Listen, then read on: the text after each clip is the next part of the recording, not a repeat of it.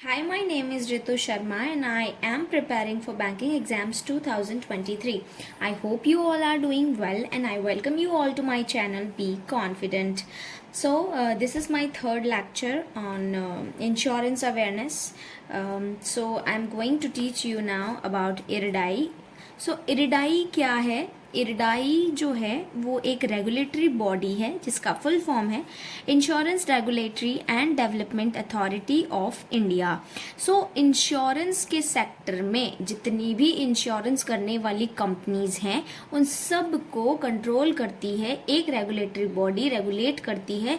वो कौन है हमारे इंडिया में? वो है इरिडाई, ठीक है, जिसको हम एक स्टैट्यूटरी बॉडी बोलते हैं। अब हम क्यों बोलते हैं इसको स्टैट्यूटरी बॉडी? बिकॉज ये एक्ट ऑफ पार्लियामेंट के तहत बनी थी। और मैंने बताया था कि स्टैट्यूटरी वर्ड हम किसको यूज करते हैं, किसके लिए यूज करते हैं।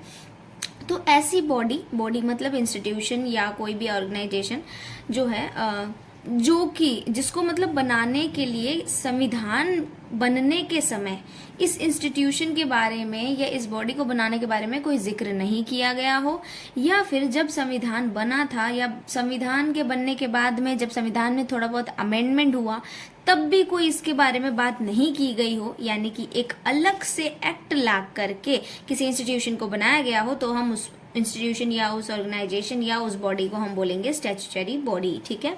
सो इरिडाई एक्ट जो है वो आया 1999 में, राइट।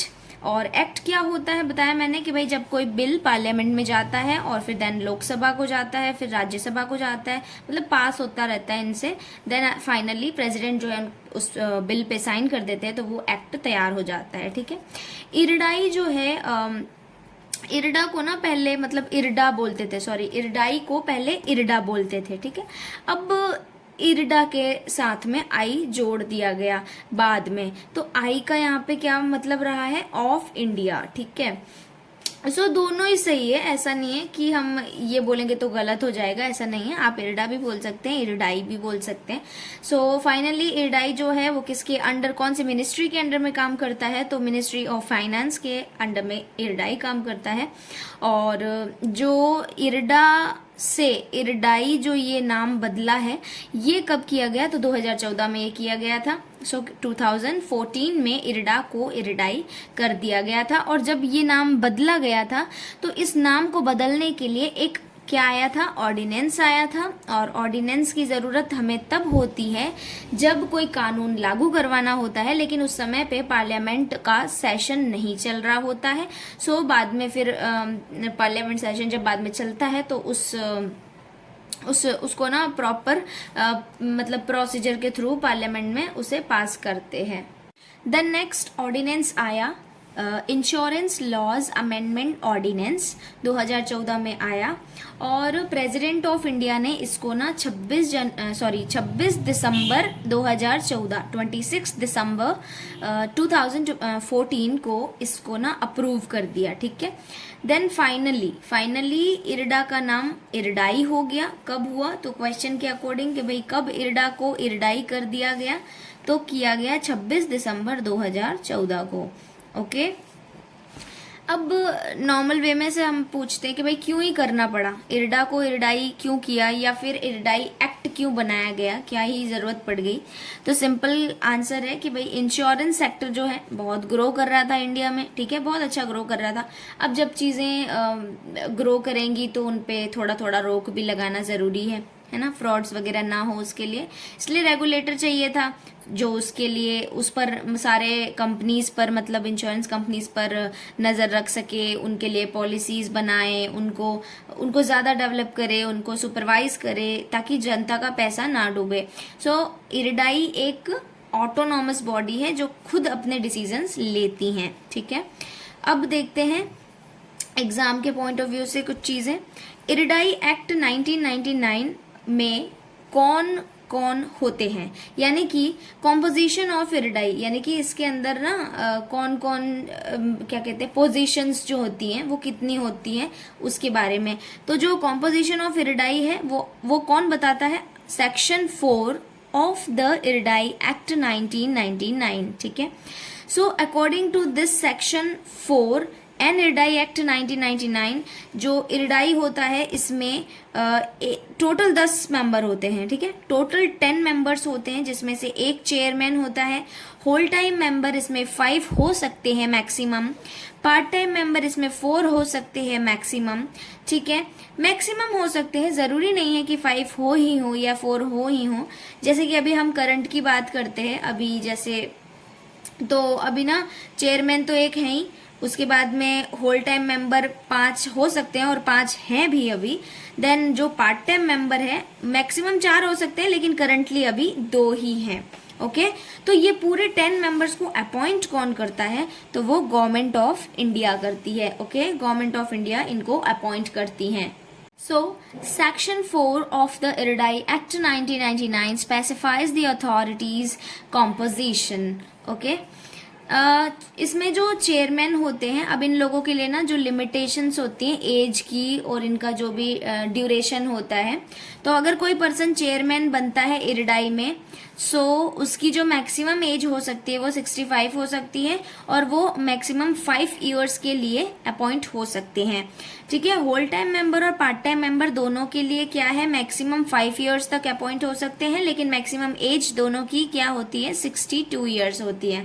जैसे कि ना जो चीज पहले हो जाए, अगर कोई चेयरमैन बनता है, मान लो कि वो 63 की एज पे चेयरमैन बनता है, तो अब वो 5 साल तक नहीं होंगे, बल्कि 65 की एज आते ही, यानी कि अगर 63 की एज में अपॉइंट होते हैं तो 65 आने के लिए 2 साल है, तो वो 2 साल तक ही हो सकते हैं, यानी 5 साल के लिए नहीं हो सकते। सो इन दोनों में से जो भी पहले हो जाए वो चीज कर सकते हैं। ठीक है, अब जो 10 मेंबर्स होते हैं ये रीअपॉइंट हो सकते हैं इसमें। जैसे कि ना कुछ बॉडी होती है हमारे इंडिया में, जैसे कि यूपीएससी की बात करूं तो उनमें जो चेयरमैन बनते हैं वो रीअपॉइंट नहीं हो सकते। अगर एक बार चेयरमैन बन गए यूपीएससी के कोई, तो फिर वो वापस रीअपॉइंट नहीं हो सकते हैं, लेकिन यहाँ पे हो सकते हैं। ठीक है, अब ना ये 10 मेंबर्स कौन हो सकते हैं, है ना, तो जिनको general insurance, actuarial science, finance, economics, law, accountancy, administration या कोई भी ऐसा डिसिप्लिन जो सरकार की नज़र में यूजफुल हो, है ना, इरडाई के मेंबर बनने के लिए ना इन सभी चीज़ों का अच्छा नॉलेज या एक्सपीरियंस होगा, तो इनको ना गवर्नमेंट ऑफ इंडिया अपॉइंट कर लेगी। ठीक है, और इरडाई का जो हेडक्वार्टर है वो हैदराबाद में है। अब ना हेडक्वार्टर में मेजरली जो चीज़ों का मेजरमेंट किया जाता है वो होता है कि एक तो फाइनेंशियल स्टेबिलिटी इंश्योर किया जाता है, सारी जो भी इंश्योरेंस कंपनीज होती है उनका ध्यान दिया जाता है।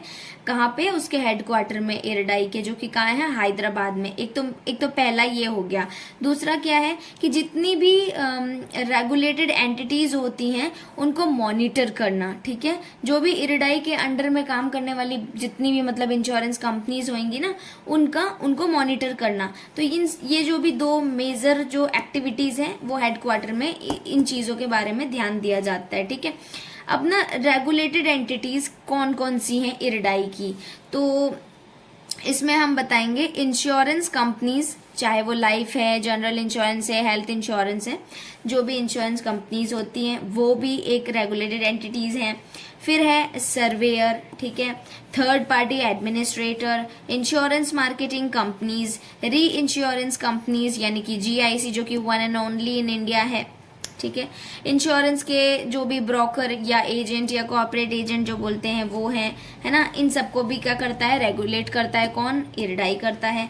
वेब एग्रीगेटर जैसे कि पॉलिसी बाजार, पॉलिसी एक्ट्स, है ना, इन्हें भी क्या करता है, इरडाई रेगुलेट करता है। तो रेगुलेटेड एंटिटीज किसको बोलेंगे, वो एंटिटीज जिनको इरडाई रेगुलेट करता है।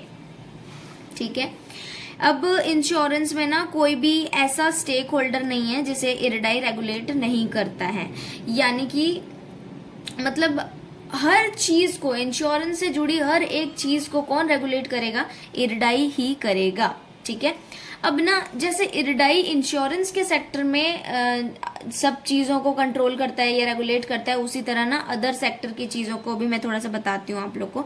अदर रेगुलेटरी बॉडी, सो ना जो पेंशन वाली जो चीजें होती है ना, पूरी इंडिया में पेंशन के रिलेटेड जो भी चीज़ों को रेगुलेट करना होता है, उसको कौन रेगुलेट करता है, तो वो पीएफआरडीए होता है। पीएफआरडीए का मतलब है pension fund regulatory development authority, ठीक है। सो पीएफआरडीए किसको रेगुलेट करता है, पेंशन को रेगुलेट करता है। उसी तरह सेबी है, सेबी किसको रेगुलेट करता है, तो कैपिटल मार्केट को रेगुलेट करता है, ठीक है। उसकी उसी तरह से जो भी अपने बैंक्स एंड एनबीएफसीज होते हैं, नॉन बैंकिंग फाइनेंस कॉर्पोरेशन, ठीक है, तो कंपनी सॉरी, तो उनको रेगुलेट कौन करता है, आरबीआई करता है। इरडाई का ना रीजनल ऑफिस है दो, ठीक है, एक न्यू दिल्ली में है, एक मुंबई में है। तो जो न्यू दिल्ली में ऑफिस है वो नॉर्थ इंडिया पे फोकस करता है, और जो मुंबई वाला ऑफिस है वो वेस्टर्न रीजन पे फोकस करता है, ठीक है। अब जो इरडाई बना, रेगुलेटरी बॉडी जब बनी, तो ये बनी तब तो इंश्योरेंस सेक्टर को ये रेगुलेट करती थी, लेकिन इससे पहले कौन करता था, तो इससे पहले करती थी गवर्नमेंट ऑफ इंडिया, ठीक है। देन 1991 के अंदर जो हमारा एलपीजी रिफॉर्म्स आया था, जब हमारी इंडिया की इकॉनमी इंटरनेशनल मार्केट से जुड़ी थी, उस टाइम से ना हमारा जो इंश्योरेंस सेक्टर है वो और भी ज्यादा बूस्ट होने लगा था। तो ना उसमें कुछ और भी अच्छा ग्रो के लिए करना पड़ा था, जिसके लिए कमेटी बैठाई थी। 1993 में रिकमेंडेशंस लेने के लिए आर.एन. मल्होत्रा कमेटी बनाई गई थी।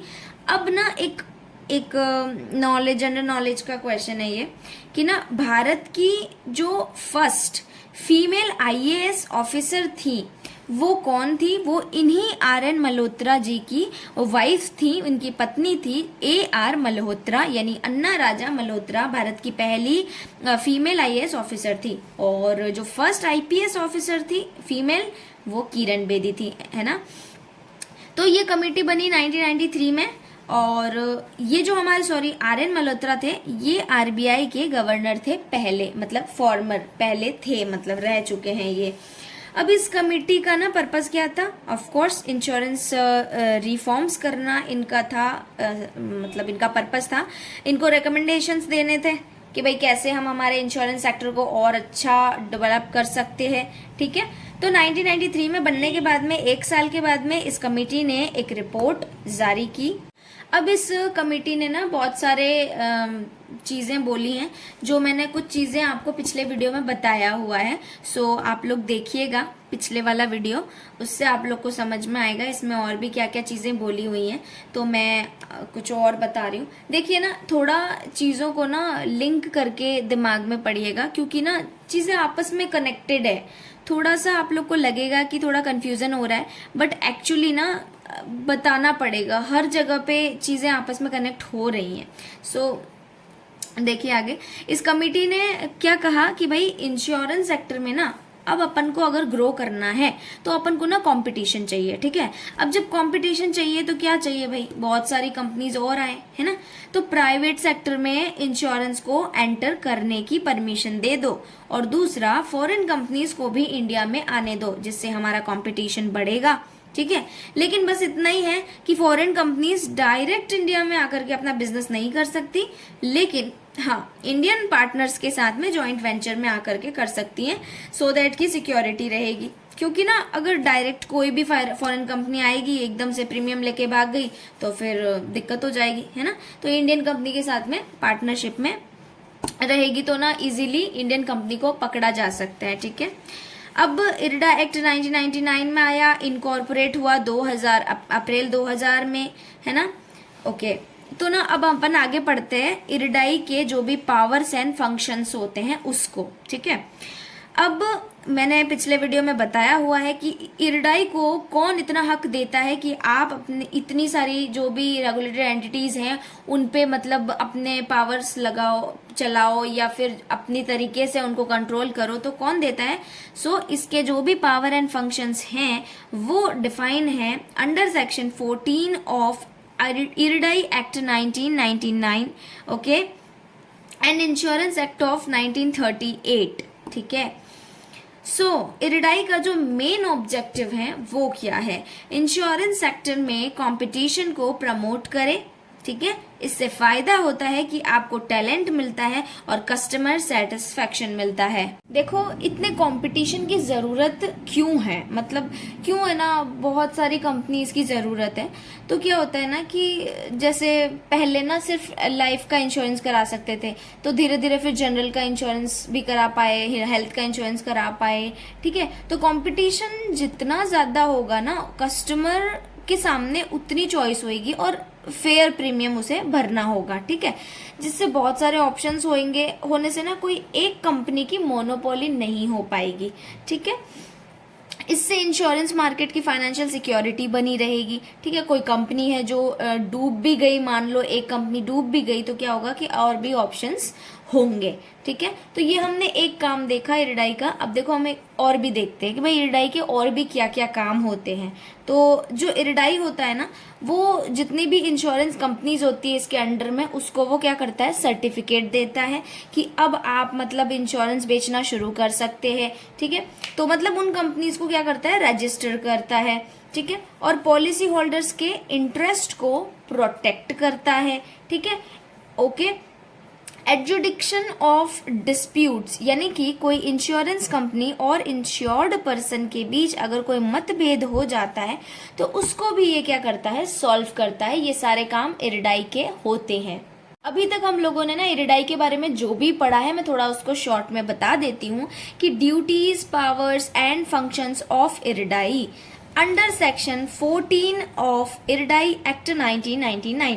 पिछले वीडियो में हम लोगों ने पढ़ा था कि भाई जो इरडाई को हक देता है वो कौन, किसके अंडर में आया था, वो मैंने क्या बताया था पिछला, under section 114 of IRDAI act 1938, यानी कि अकॉर्डिंग टू 38 वाले एक्ट में सेक्शन कौन सा है, 114। लेकिन अगर हम एक्ट 1999 वाला देखेंगे तो इसमें सेक्शन कौन सा आता है, ओनली 14 आता है।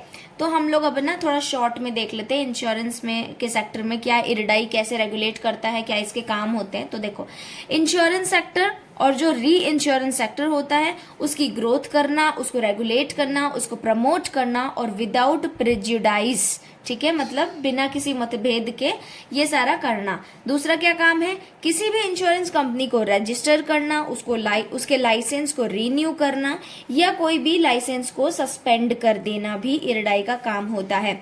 अब इरडाई कहता है कि हमें पॉलिसी होल्डर को प्रोटेक्ट करना है, हर तरीके से प्रोटेक्ट करना है। हमें मेक श्योर करना है कि इंटरेस्ट प्रोटेक्टेड रहे, क्लेम सेटलमेंट रेशियो बहुत अच्छा होना चाहिए और हमारी इंश्योरेंस कंपनीज सॉल्वेंट रहनी चाहिए, यानी कि कोई कंपनीज के पास में इतना पैसा होना चाहिए कि वो अपने कस्टमर्स को दे सके, ठीक है। और वैसे ना सोल्वेंसी रेशियो बोला गया है कि 150% होना चाहिए। इसके बारे में हम लोग ना आगे और भी वीडियोज होंगे मेरे, उसमें आप देखिएगा टर्मिनोलॉजी का मतलब क्या होता है आगे और, ठीक है। ये रेशियो ना इसलिए जरूरी है ताकि इंश्योरेंस कंपनीज की जो फाइनेंशियल स्टेबिलिटी है वो बनी रहे, वो डूबे ना, ठीक है।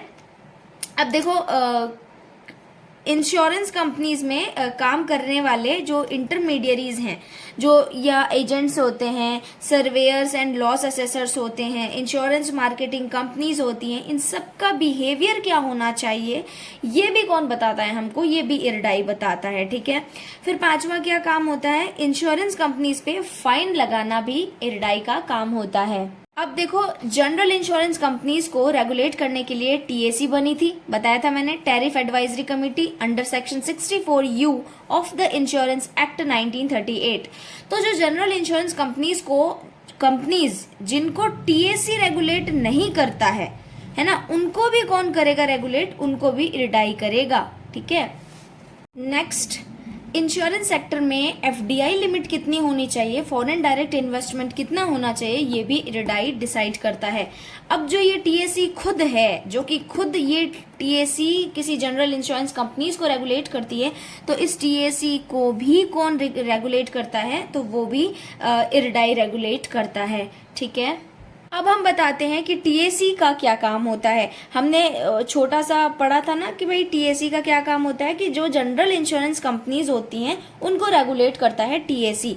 तो वो मतलब जनरल इंश्योरेंस कंपनीज अपने कस्टमर से कितना प्रीमियम भरवाए, है ना, क्या टर्म्स एंड कंडीशंस रखें, ये सब कौन डिसाइड करेगा? ये टीएसी डिसाइड करता है, ठीक है। इंश्योरेंस एक्ट 1938 में सिर्फ ये कहा गया था कि टीएसी जो है वो बननी चाहिए, लेकिन ये बनते बनते कितना हो गया, 1968 हो गया, और 1968 में पहली बार 1938 वाला जो एक्ट है वो अमेंड हुआ, एंड दैट टाइम से टीएसी स्टार्ट हो गया।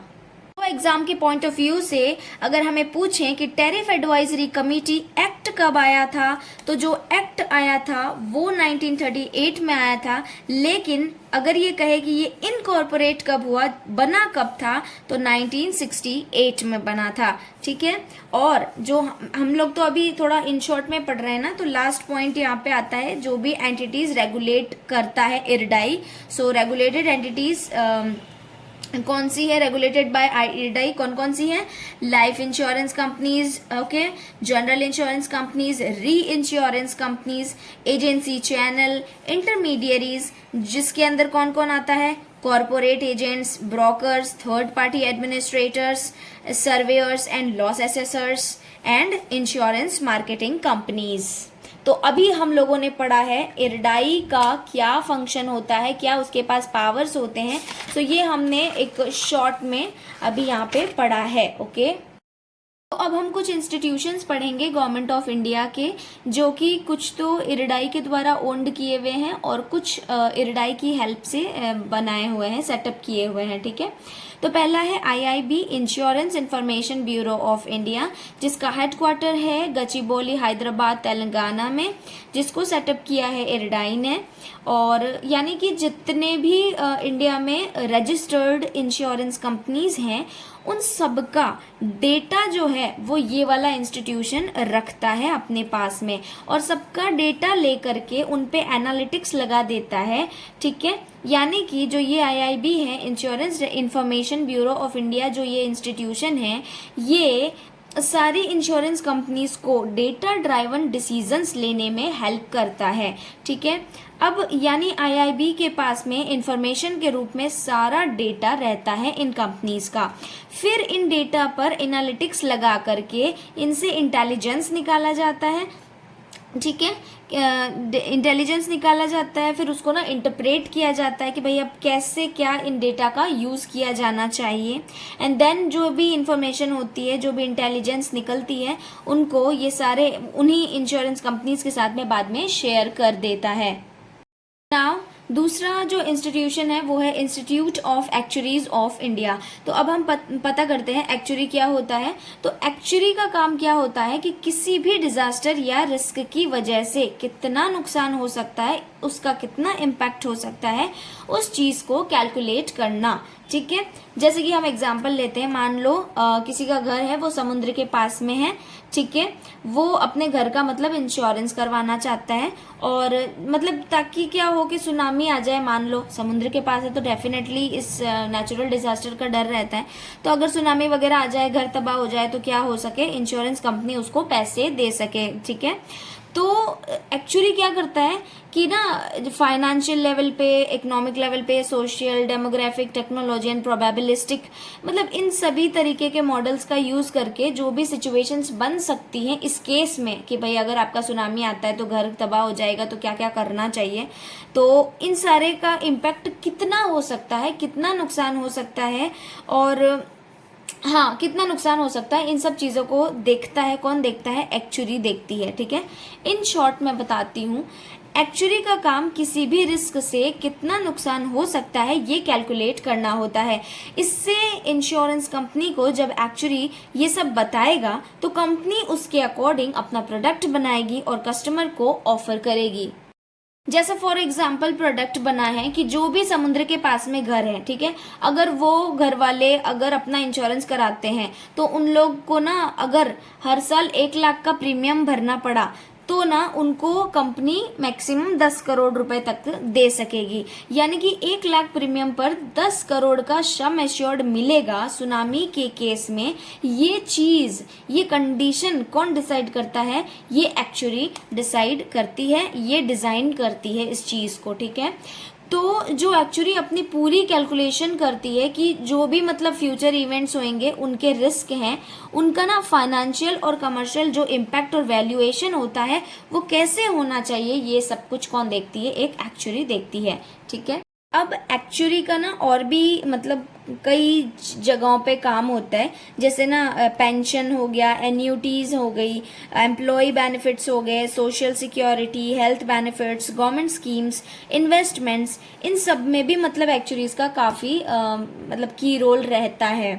ठीक है, अब जो ये institute of actuaries of India, ये जो इंस्टीट्यूशन है, ये एक्चुअली एक स्टैट्यूटरी बॉडी है जो कि पार्लियामेंट एक्ट के तहत बना है।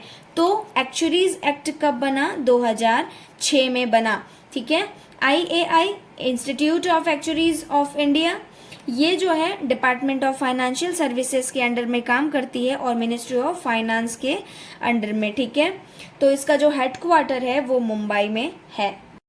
तो next third institution, Indian institute of insurance surveyor's and loss assessor.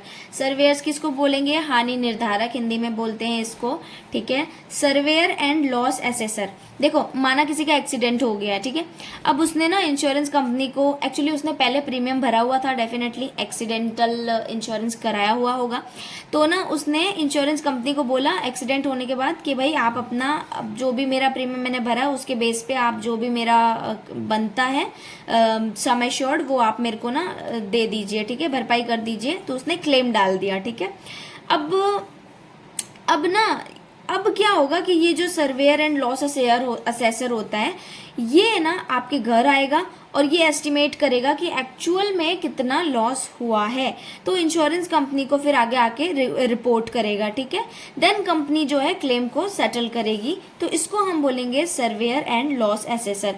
यानी कि अगर आप कोई इंश्योरेंस कराते हो लॉस का, तो अगर आपने उसके लॉस होने पर कंपनी को क्लेम किया कि अब भाई मेरा लॉस हो गया है, अब आप मेरे को पे कर दीजिए सम एश्योर्ड मेरा, तो ना उस टाइम पे जो ये चेक करता है आपके घर पे आके कि एक्चुअली में कितना लॉस हुआ है, वो बंदा जो होता है वो होता है सर्वेयर एंड लॉस एसेसर। ठीक है, ये Indian institute of insurance surveyor's and loss assessor, ये जो इंस्टीट्यूशन है, ये section 25 of the companies act 1956 या सेक्शन 8 अंडर कंपनीज एक्ट 2013 के तहत आता है। ठीक है, इन दोनों के लिए बोल सकते हैं कि सेक्शन 25 तो कौन से एक्ट का? कंपनीज एक्ट 1956 के तहत, और कंपनीज एक्ट 2013 में सेक्शन 8 के तहत ये वाला इंस्टीट्यूशन आता है, और इसको भी इरडाई ने सेटअप किया है।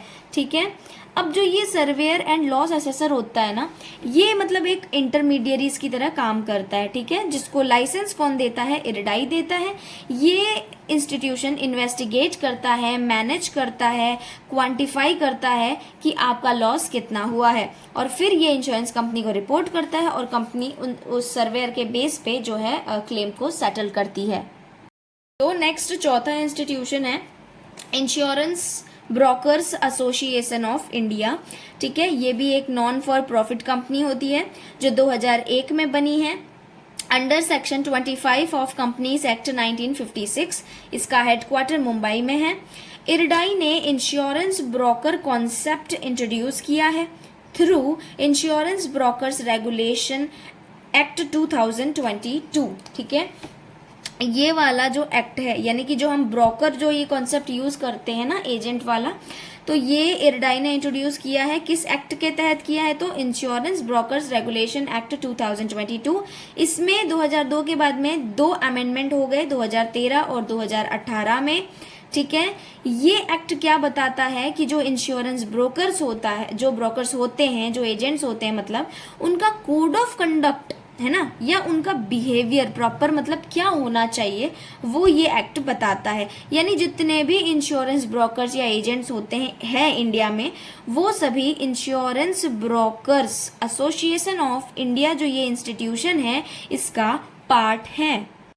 अब 5th है लाइफ इंश्योरेंस काउंसिल। ठीक है। ये एक ऐसा फोरम होता है जो कि कनेक्ट करता है various stake holders of life insurance sector. ठीक है, जितने भी लाइफ इंश्योरेंस की जितने भी कंपनीज होती हैं उन सभी को कनेक्ट करता है कौन, ये फोरम, यानी लाइफ इंश्योरेंस काउंसिल। तो इसके जो स्टेक होल्डर्स होते हैं वो कौन कौन हो सकते हैं, उन मतलब लाइफ वाले जो लाइफ वाला जो सेक्टर होता है, लाइफ इंश्योरेंस का जो सेक्टर है मेनली। ठीक है, तो लाइफ इंश्योरेंस में जो भी ब्रोकर्स होते हैं, लाइफ इंश्योरेंस की जो भी कंपनीज होती है, लाइफ इंश्योरेंस के सेक्टर में जो एसेसर्स होते हैं, लाइफ इंश्योरेंस के कंपनीज जो होती हैं, जो मतलब मार्केटिंग कंपनीज, वो सभी जो होते हैं इस LIC के क्या हैं, स्टेक होल्डर्स हैं। So life insurance council section 64 of insurance act 1938 के तहत बनी है। ठीक है, इंडिया में 24 लाइफ इंश्योरेंस कंपनीज हैं और ये सभी लाइफ इंश्योरेंस काउंसिल की क्या हैं, मेंबर्स हैं। ओके, और मतलब सारे स्टेक होल्डर्स भी हैं, मतलब जो ये स्टेक होल्डर्स हैं वो भी सब इसके मेंबर हैं। जैसे ये 24 लाइफ इंश्योरेंस कंपनीज इसकी मेंबर हैं LIC की, उसी तरह जितने भी स्टेक होल्डर्स हैं वो भी LIC के मेंबर्स हैं। ठीक है, अब ये LIC जो है लाइफ इंश्योरेंस काउंसिल, इसका हेडक्वार्टर मुंबई में है। अब LIC का जो फंक्शन है उसके बारे में क्या है, सिंपल, कस्टमर को कॉन्फिडेंट फील करवाना, इंडस्ट्री की इमेज को पॉजिटिव बनाए रखना।